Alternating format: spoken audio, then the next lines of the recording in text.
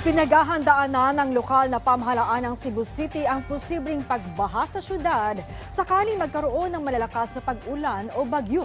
Kabilang na nga rito ang clearing at declogging operations. May ulat si Jessie Atienza ng PTV Cebu. Isa-isang pinuputol ang mga tumubong puno sa sapang ito. Ang iba, pinagtulungan pang iangat ang isang flood boat. Habang ang karamihan, bit-bit ang pala at kani-kaniyang binubungkal ang makapal na putik at basura. Ito ang Sikatuna Creek, isa sa mga sapa na mabilis umapaw ang tubig tuwing umuulan.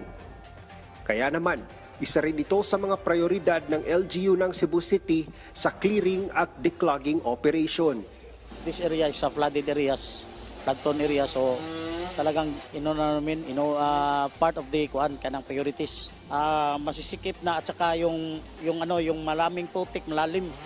Yun yung kaya ini-deploy ko yung mga rescuer ko sa system o kaya kabisado nila yung pang floating, yung gano'n. Tapos meron sila mga PPEs.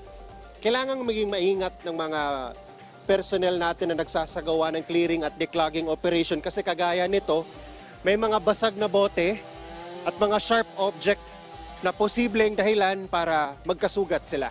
Sinusulit nila ang magandang panahon ngayon, lalo na't inaasahan ang mas marami pang pag-ulan sa mga darating na buwan. Tuloy-tuloy ang clearing at declogging operation hanggang sa mga susunod na araw. Sako-sakong basura naman ang nakuha sa buong umaga.